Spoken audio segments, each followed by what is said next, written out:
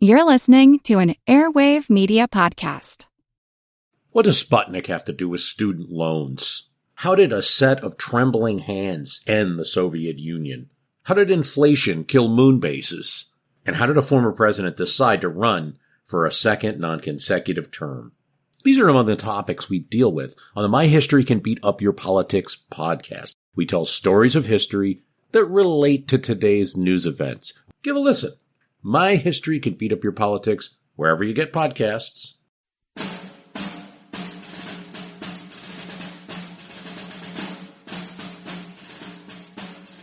We had been upon the top of the hill about 15 or 20 minutes when the firing began again and gradually approached. I kept my eyes fixed upon the open space in the direction of Cold Harbor and soon saw the pickets slowly falling back and firing in retreat. Sometimes they halted to fire and finally fell back to a little rivulet where we were stationed. The artillery firing that we heard advancing now turned off and rattled furiously down through the woods, and soon volleys of musketry mingled with the sound. By and by I saw a single horseman appear, and another, and soon several wheeled around in the open space, and the sunlight flashed on the polished surface of a brass field piece. It was the enemy planning his cannon, and he had selected a splendid position for his battery. See, I said, they are planning their cannon. Those are our cannon, said Sergeant Fortescue. You don't suppose they would allow the enemy to place their piece there, do you? Bang went the loud report, and down went the battalion, and directly over our heads whistled the terrible engine of death. Fortescue arose out of the dust, his face pale and fixed with an anxious look. We had a battery on the right, one on the left, and one on the hill in the rear, and all three opened on the bold and daring enemy, who returned the fire with great spirit and skill. Every gun was exceedingly well managed, and every shot and shell fell with great accuracy, almost in the midst of our crouching battalion.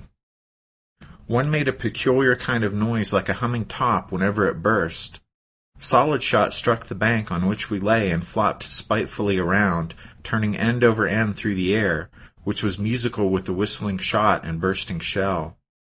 Some of the men buried their heads, others made barricades of the knapsacks, some laughed and joked, others looked serious and said nothing.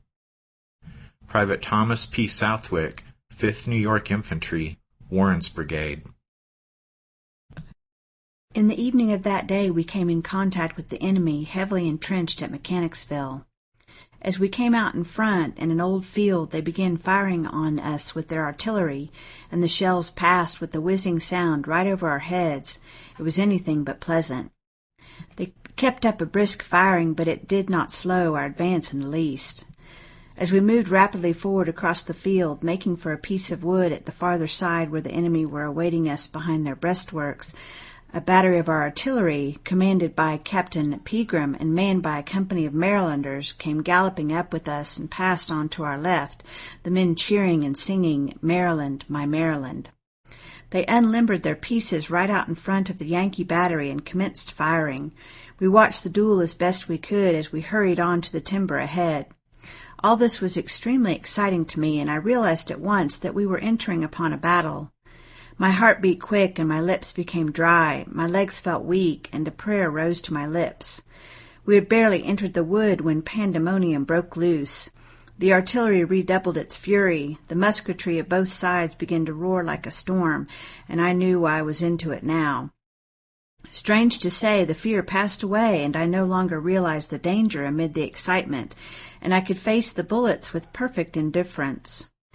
Reaching an old rail fence in the woods, I stopped behind it, and a comrade by my side called my attention to the splinters being knocked off the rails by the Minié-balls from the enemy's rifles, and we both smiled. I suppose because they were doing the rails all the hurt and leaving us untouched. A great mill pond full of water was directly in our front, and it was impossible for us to reach the Yankees without swimming. We remained there shooting at them, and they at us, until night came down, and then all was still. Sergeant William F. Fulton, 5th Alabama Battalion, Archers Brigade.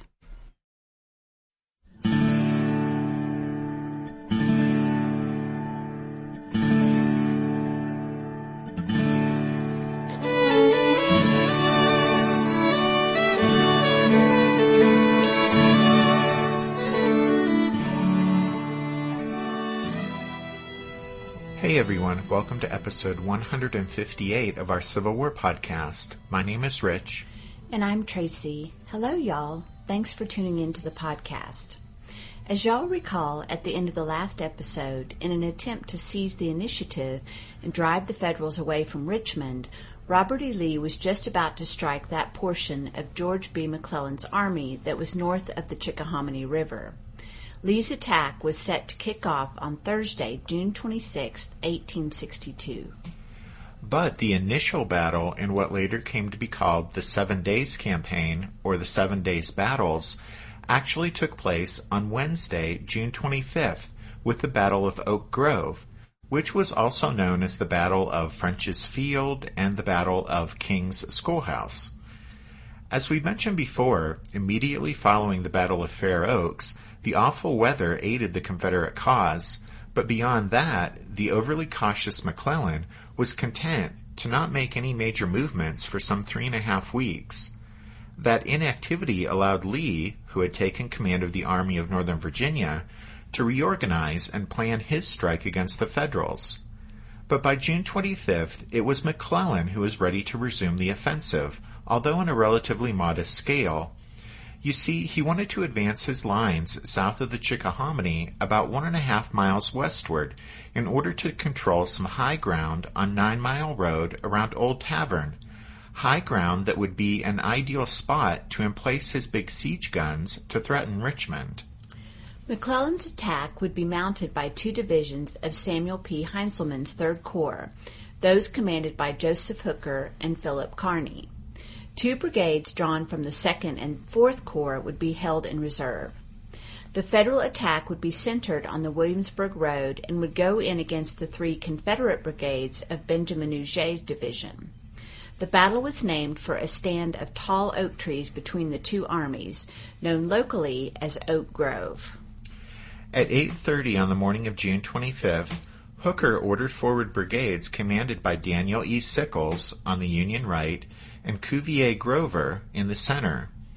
On the Union left, Kearny advanced only a single brigade, led by John C. Robinson. Although the Federal left and center made good forward progress, the soldiers on the Federal right had difficulty moving through the thick, swampy forest in their sector. As a result of their trouble navigating through that difficult terrain, Sickles' men fell behind Grover's brigade. And so when Grover attacked the Confederates of Ambrose R. Wright's brigade, he was completely unsupported to his right. Wright's rebels put up stiff resistance, and when reinforcements under Robert Ransom arrived on the field, Huger took advantage of the Yankees' disorganization to launch Ransom's men in a counterattack against Sickles. Heintzelman then ordered reinforcements forward and notified McClellan of the very heavy fighting.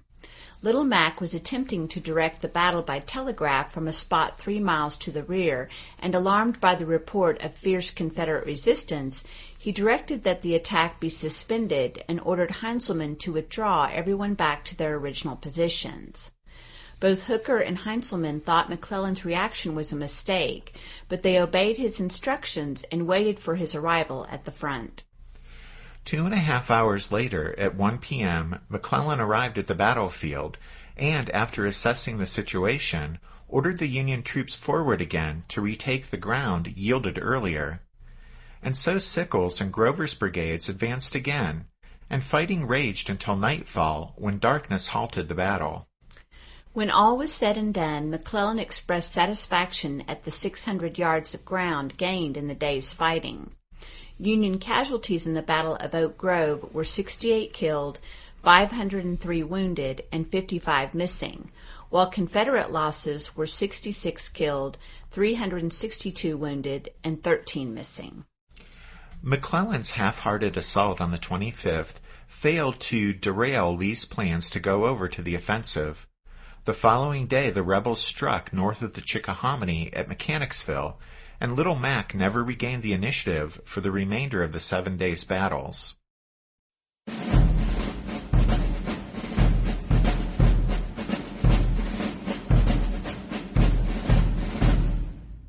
Robert E. Lee had witnessed some of the fighting during the Battle of Oak Grove on Wednesday, and he was concerned. Lee realized he was taking an enormous risk in massing most of his forces for a strike north of the Chickahominy, while south of the river he left only about 25,000 men under Magruder to defend the approaches to Richmond. Lee wondered if perhaps the Federal movement on the 25th was a spoiling attack by McClellan and was evidence that the enemy commander knew that something was afoot. McClellan did, in fact, suspect that something was afoot, since over the past few days he'd received reports that indicated Stonewall Jackson was on the move to join Lee in front of Richmond. McClellan even correctly deduced that Jackson was likely marching down to fall on the Federal right wing north of the Chickahominy. But even though Little Mac was telling Washington that he had nearly 200,000 rebels opposing him, he still pressed on with his own offensive plans. McClellan even planned to follow up his June 25th attack at Oak Grove with an assault on Old Tavern on the 26th or 27th. It's odd, to say the least, that if Little Mac really believed he was heavily outnumbered by the Confederates, he never seemed to expect an attack from the enemy. Here, for example, even when he suspected that Stonewall Jackson was heading his way and that Jackson was going to attack north of the Chickahominy, an attack that would threaten the Federal supply line, Little Mac did nothing to shore up that flank, but continued his own preparations for an assault south of the river. Perhaps McClellan didn't believe Jackson posed a serious threat, or maybe Little Mac just decided the rebels would simply react to his moves and allow him to continue holding the initiative.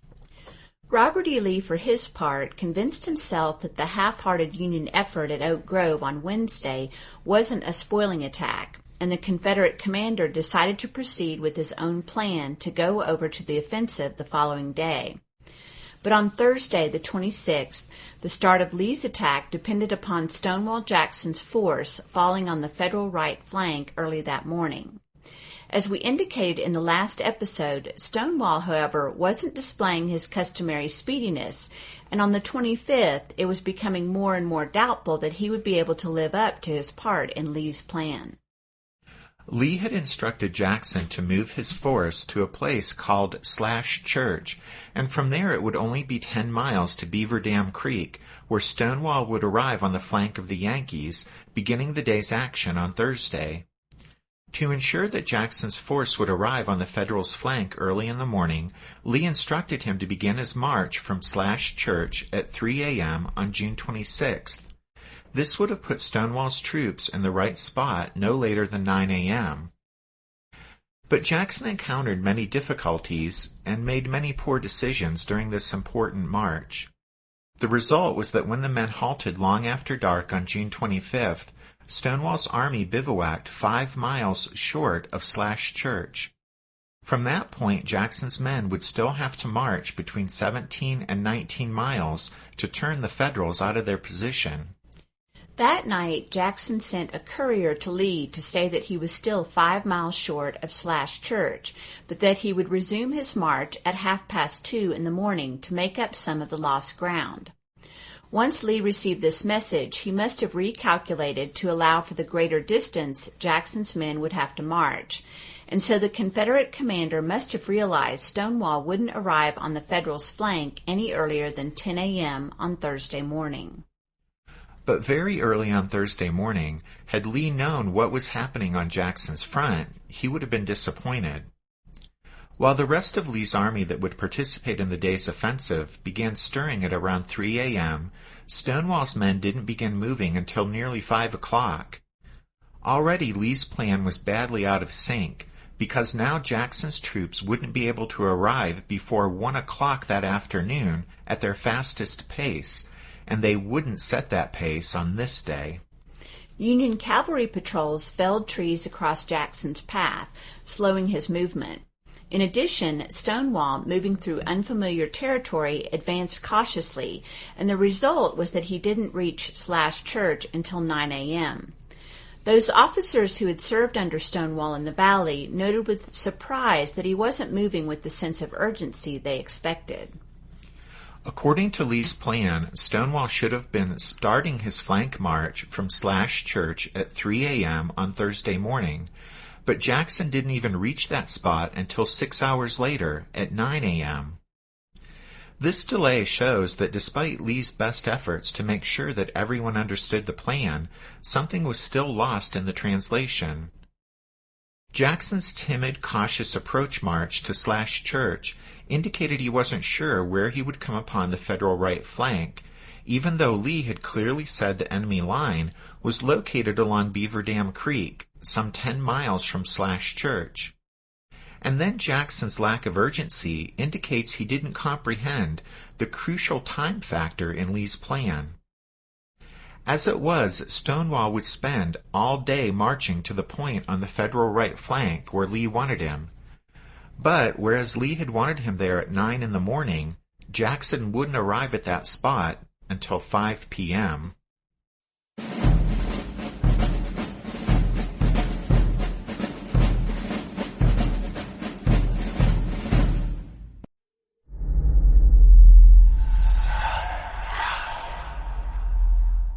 Hey y'all, spooky season is here. And if you're looking for a show to whet your appetite for a little haunted history, then I'd like to invite you to check out Southern Gothic, a chart-topping history podcast that explores some of the most infamous legends, folklore, ghost stories, and hauntings of the American South. We've covered all sorts of stuff from the Bell Witch of Tennessee to the disappearance of the Confederate submarine, the H.L. Hunley. Not to mention our deep dives into the local lore of some of America's oldest and most haunted cities, like New Orleans, Charleston, and St. Augustine.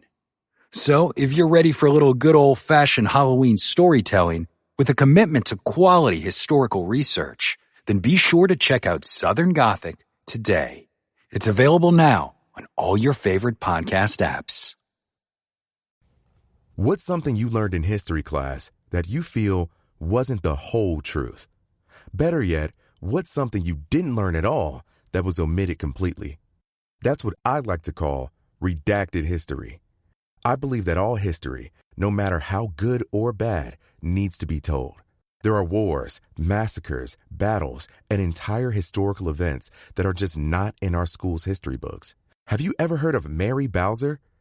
I didn't think so. My name is Andre White, the host of the Redacted History Podcast, the place where history's forgotten events, heroes, and villains get their story told, one episode at a time. So come huddle around the campfire with me and get ready to hear the stories that you were robbed of. And get comfortable. We're going to be here a while. The Redacted History Podcast. Real history never dies. Stream the Redacted History Podcast on Apple Podcasts, Spotify, or wherever else you get your podcasts.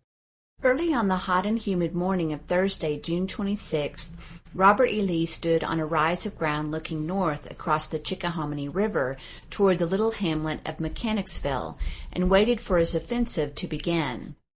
Lee had received Jackson's message from the night before stating that he hadn't quite made it to his start position at Slash Church, but would set off at 2:30 to make up some of the lost ground. Meanwhile, A.P. Hill had marched his division down densely wooded lanes and past scattered farms to the vicinity of Meadow Bridge, less than 2 miles upstream from Mechanicsville. There, like Lee, he waited for word to come from Lawrence O'Brien Branch that Stonewall Jackson was in position. As you guys will recall, Branch and his brigade were positioned north of Mechanicsville at Half Sink to serve as a liaison between Stonewall and the rest of Lee's army. Jackson had contacted Branch at 10 a.m. to say that he was running behind schedule, but it's not clear whether Branch forwarded that message to A.P. Hill. An increasingly impatient Hill was left waiting at Meadow Bridge as the sun rose higher in the sky, wondering what had gone wrong. 36-year-old Ambrose Powell Hill was born and raised in Culpeper County, Virginia. He graduated from West Point in 1847, although he had entered the academy with the illustrious class of 1846. He didn't graduate until 1847 due to sickness, specifically a venereal disease he apparently picked up on a visit to New York City.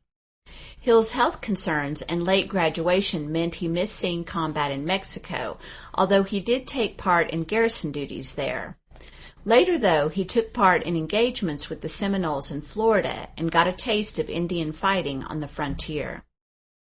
In March 1861, in response to the deepening secession crisis, Hill resigned his commission, and when Virginia left the Union, he accepted a commission as colonel of the 13th Virginia Infantry.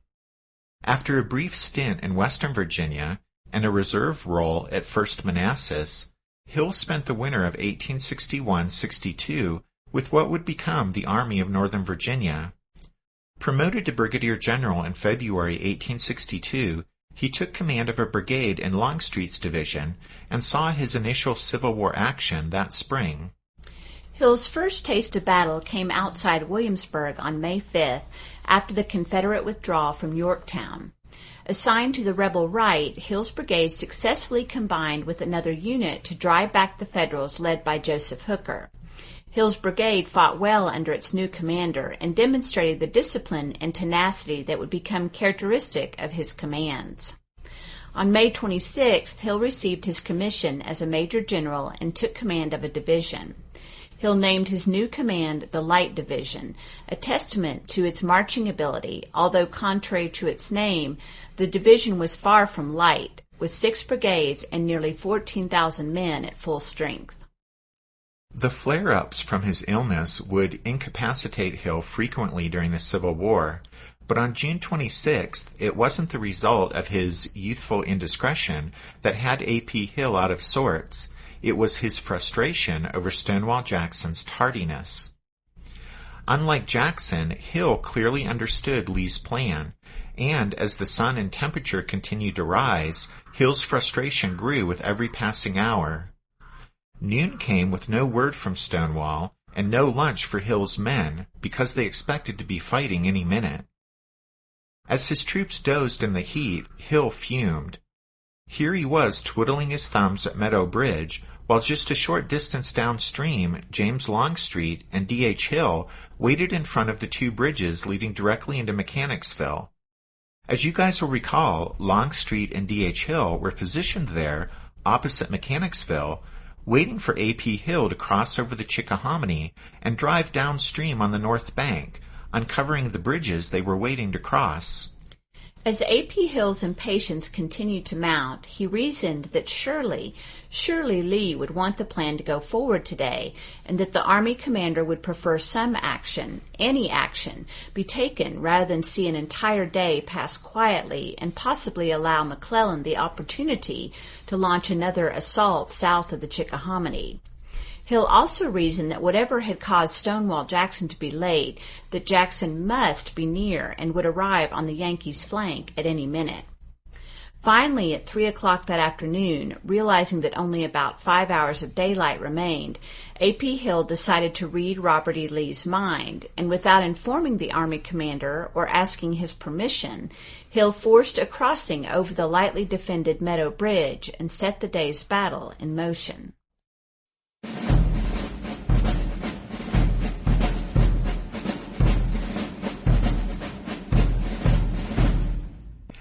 A.P. Hill drove across Meadow Bridge and pushed toward Mechanicsville with little difficulty. The Federals to his front retreated rapidly because Fitzjohn Porter, the commander of the Army of the Potomac's 5th Corps, had ordered them to fall back to the main line at Beaver Dam Creek if the Confederates attacked. Porter knew the strength of his position at Beaver Dam Creek, and in the event of an enemy attack, he had no intention of fighting anywhere else except from behind his formidable line there. Lee was still waiting on the bluffs overlooking the Chickahominy when he heard the firing coming from the direction of the Meadow Bridge. As he trained his field glasses toward Mechanicsville, he saw Confederate troops advancing and blue-clad soldiers retreating. Lee turned to Longstreet, who had joined him on the bluffs, and said, "Those are A.P. Hill's men. You may cross over." Longstreet rode off immediately and ordered the crossing to begin. D.H. Hill's division was in the lead, since once it crossed the river, it would have the farthest to march to take up position between Stonewall Jackson and A.P. Hill.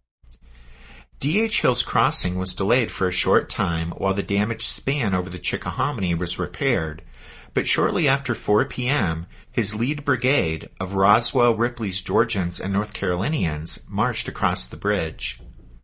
Soon after D.H. Hill's men started crossing, Lee rode over the bridge and went straight to Mechanicsville to meet with A.P. Hill.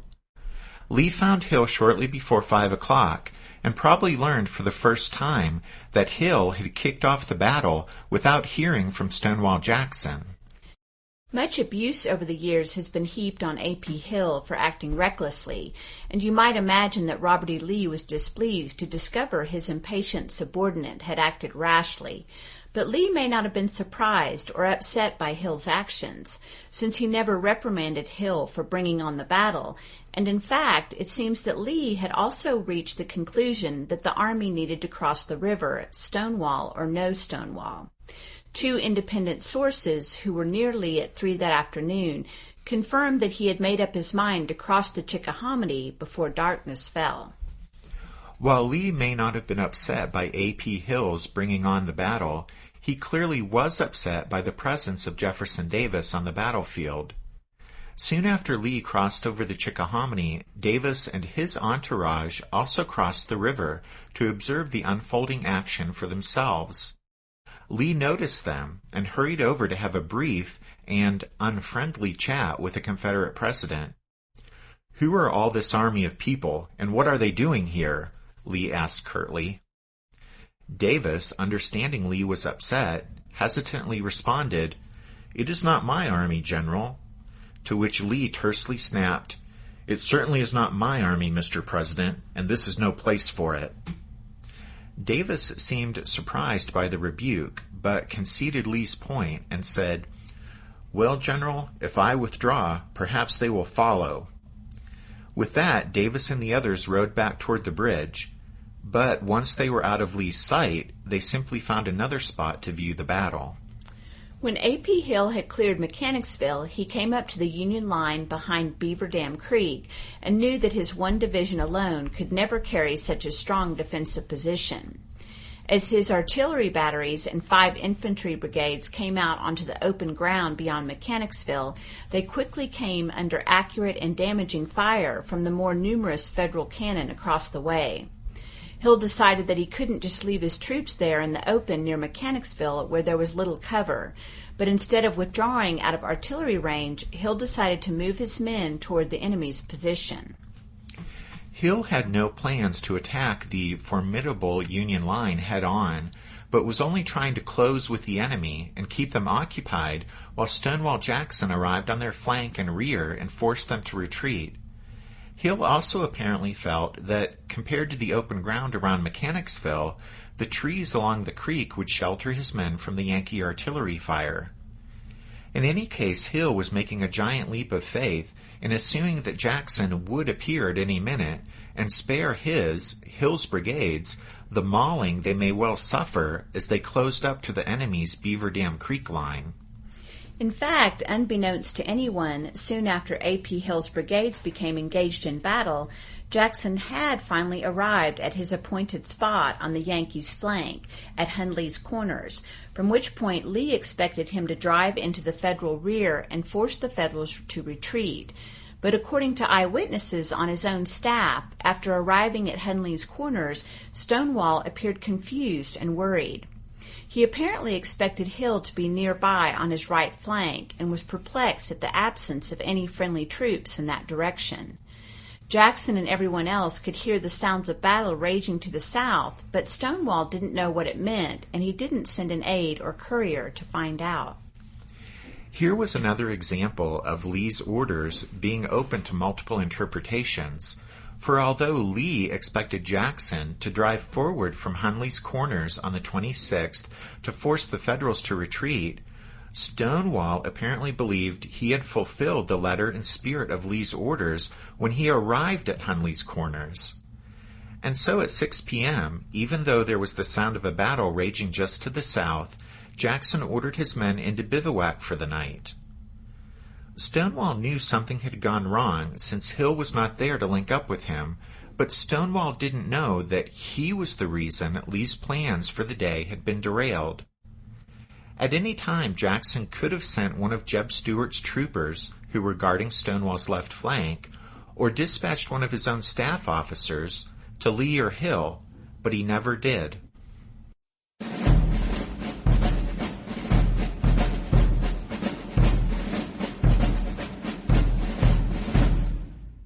While Stonewall Jackson was calling it a day and his troops were settling in for the night, A.P. Hill was committing his division to battle. He sent Charles W. Field's brigade off first, across the fields for about a mile to the slight cover of a line of trees along the near edge of Beaver Dam Creek. They were trying to get close enough to the enemy's lines that Union artillery couldn't fire due to the risk of hitting their own troops. Field, a 34-year-old Kentuckian, brought his men within musket range of the Federal lines, but musket fire was more tolerable than artillery fire, since at least the Confederate infantrymen could reply in kind. Marching slightly behind and to the left of Field was James J. Archer's brigade. These two rebel brigades engaged the Yankees across the creek, but they had no intention of actually trying to force a crossing, since that would have been suicidal. Other than waiting uncomfortably in the sun all day long, there wasn't a whole lot to give the Federal troops along Beaver Dam Creek much concern as they sat in their rifle pits. They had clear fields of fire, a creek 20 yards wide, and swampy ground for another 80 yards that would slow down any Confederate assault. They had dug their rifle pits to provide protection and felled trees to their front to form an abatis, and, to cap it off, they had batteries of artillery further up the slope behind them, firing safely over their heads at the enemy across the creek. The Union soldiers knew it would take an attack by superhuman legions to break a line this strong. On the Confederate far left, Joseph Anderson, a 49-year-old West Point graduate and former superintendent of the Tredegar Iron Works, maneuvered his brigade to try to capture the Union cannon from the flank and in that way reduce the pressure on everyone. But confusion over the lay of the land and poor maps, which would plague Lee's army throughout the campaign, resulted in Anderson's men not coming in far enough on the northern flank of the Yankees. Nevertheless, Anderson pushed farther forward than any other brigade and actually crossed the creek briefly. There was some momentary hand-to-hand fighting at the Yankee breastworks before Anderson's troops fell back and exchanged shots with their opponents until nightfall. The Federal artillery was simply too strong to allow any Confederate success along this line. Anderson, Archer, and Field engaged in a 5-hour firefight across the creek with the brigades of George McCall's Pennsylvania Reserve Division. While A.P. Hill's other brigades crossed the open fields and engaged the enemy, William Dorsey Pender, a promising 28-year-old North Carolinian in his first command, led his troops down the Cold Harbor Road toward the creek. About 100 yards from the creek, the road turned sharply south and paralleled the watercourse for a quarter-mile or more before turning east again and crossing the creek just south of Ellerson's Mill. Here Pender thought he saw an opportunity to turn the Yankees' left flank, which didn't appear to be anchored on the Chickahominy. While traversing this road under artillery fire and confused by inadequate maps, two of Pender's regiments veered off course and got tangled up with the rebel soldiers in Field's brigade, while two regiments continued south of the road. Those latter two attacked Truman Seymour's brigade of Pennsylvania troops, who were supported by 14 pieces of artillery. Pender's men got within 100 yards of the Union position before being forced to retreat with heavy losses. The 38th North Carolina lost more than one-third of its men in this failed attack. One of Pender's aides, stunned to be alive, wrote that night, quote, "I never saw such a storm of shot and shells before. Fragments of shells literally hailed around me." But Pender's failed assault indicated to Robert E. Lee that perhaps an attack in force closer to the river might turn the Union left flank. At the very least, it would relieve the pressure on A.P. Hill's embattled brigades. Roswell S. Ripley's brigade of D.H. Hill's division had crossed the Mechanicsville Bridge and had advanced a half-mile toward the village when Lee sent orders for Ripley to move to the far Confederate right near the river in order to try to pry the Federals out of their position.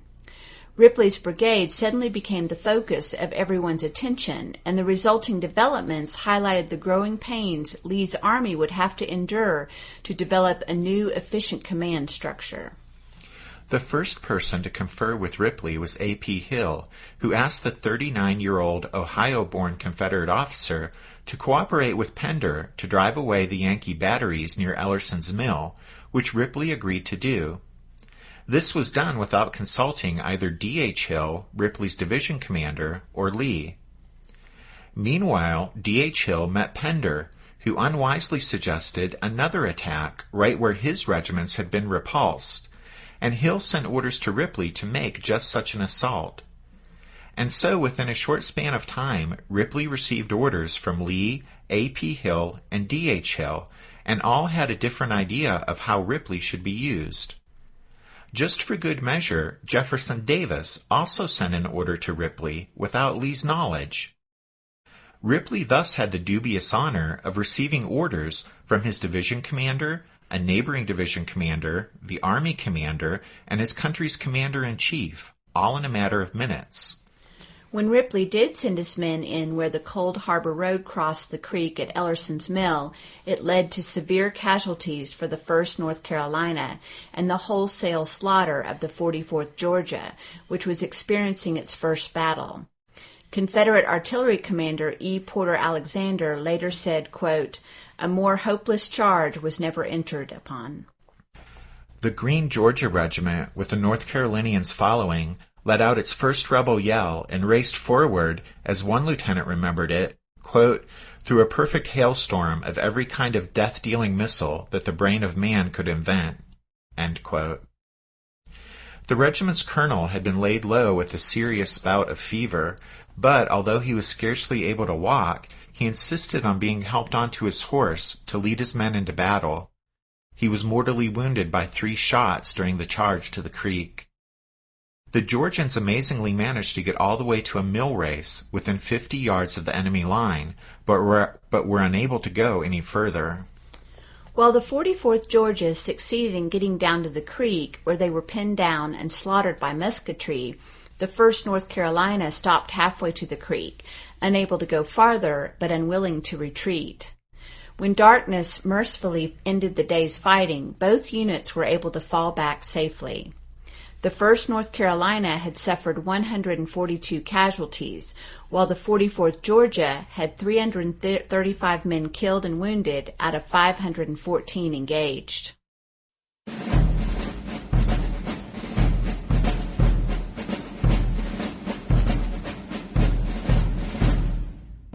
Lee's first battle in command of the Army of Northern Virginia had been a disastrous mixture of confused orders and poor execution. His army had assaulted a fortified line that Lee had expressly desired to avoid.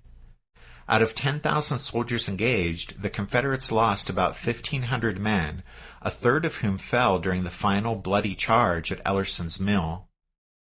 The Federals of Fitzjohn Porter's 5th Corps and McCall's Division of Pennsylvania Reserves had lost only 361 men out of the 14,000 on hand for the battle. That night, Lee met with his division commanders in a house in Mechanicsville. Lee couldn't help but be upset by the day's events. In fact, after the war, Lee would admit he was, quote, end quote, disappointed at not finding Stonewall Jackson on hand that first day, which from Lee was severe criticism. The simple fact was that Jackson, whether through fatigue or a misreading of Lee's orders, failed to arrive at the time or the location Lee expected and needed him. A.P. Hill has come in for his share of criticism over the years for initiating the battle without consulting Lee, but Hill's rash act must be set against the evidence that by 3 p.m. Lee himself had decided to have Hill do the very thing he did anyway. A.P. Hill also cannot really be faulted for closing with and engaging the Federals along Beaver Dam Creek, since Lee was present and could have countermanded Hill's orders if he disagreed with them. Pender launched a confused attack against a strong Union force at Ellerson's Mill, and then Lee made a mistake in reinforcing failure when he ordered Ripley's brigade to try to do what Pender's could not. D.H. Hill rerouted Ripley's brigade from what Lee had in mind, but the fact is that as one writer pointed out, Ripley's soldiers had no chance of breaking the Union line short of an airborne assault to the enemy's rear. For all the finger-pointing at the subordinates who failed Lee on June 26th, it was the Confederate commander himself who ultimately was responsible for the day's failure. Right from the get-go, Lee's plan was probably too complicated for an army serving together for the first time under a new commander, so Lee's expectations were unrealistic. But his greatest flaw on the 26th itself was a failure to utilize his staff to keep track of exactly what was going on. Lee never ordered A.P. Hill to send an aide to find Stonewall Jackson. He never sought to gather any information as to why the plan was behind schedule. This lack of effective staff work cost the Confederates dearly on June 26th. To be fair, Hill, Branch, and Jackson also failed to communicate with each other effectively or coordinate their activities, but Lee was the one ultimately responsible for finding out why his plan was failing. When all was said and done, the events of the 26th showed that as an Army commander, Robert E. Lee was learning on the job, and it was tough training, to be sure. As darkness descended on the day's battlefield, the night found the Confederates dejected and George B. McClellan euphoric. In mid-afternoon, just about the time that A.P. Hill began crossing Meadow Bridge, McClellan arrived at Fitz-John Porter's headquarters to check on things. From there he kept an eye on the day's fighting and saw the benefits of Porter's skillful defensive arrangement. McClellan's initial thoughts were that he'd turned back Stonewall Jackson's flanking force. At 9 p.m., McClellan sent a triumphant telegram to Secretary of War Edwin Stanton, trumpeting the day's success and bragging, quote, "Victory of today complete and against great odds. I almost begin to think we are invincible," end quote. That night, Little Mac also wrote to his wife, saying, quote, "We have again whipped the secesh. Stonewall Jackson is the victim this time." But McClellan's delight didn't even last the night. Upon reflection, Little Mac knew his right flank would be vulnerable when Stonewall Jackson roused himself at dawn. And so during the night, McClellan ordered Fitz-John Porter to withdraw eastward to a second line of defense. By first light on the morning of the 27th, only a rear guard remained at Beaver Dam Creek. The rest of Porter's corps was marching 4 miles to the east to another sluggish little stream, Bosun's Creek, which afforded an even more formidable defensive position.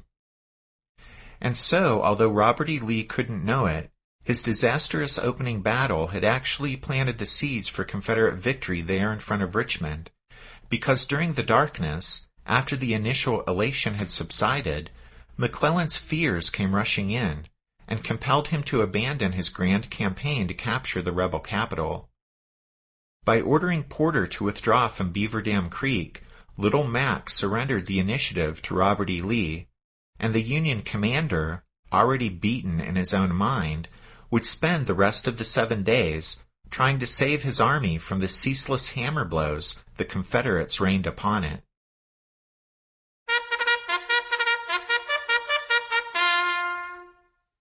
That means it's time for this episode's book recommendation. And our recommendation this time is Davis and Lee at War by Stephen E. Woodworth.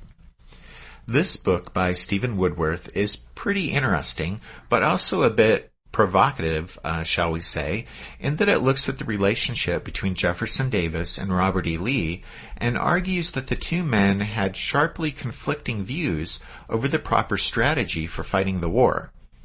Anyway, give it a read and see what you think about Woodworth's line of reasoning. So that's Davis and Lee at War by Stephen E. Woodworth, and you can find it and all of our other book recommendations at the podcast website, which is www.civilwarpodcast.org. Also at the website, you can find links to the show's Facebook page and Twitter feed. And at the website, you can sign up to become a member of the Strawfoot Brigade, just like Roger and Tony and Jim and David and Rich and Andrea did this past week. And thanks also to David for his very generous donation. Thanks for listening to this episode of The Civil War, 1861 to 1865, a history podcast. Rich and I do hope you'll join us next week when we look at the third of the 7 days battles, the Battle of Gaines' Mill. But until then, take care. Thanks, everyone. Bye.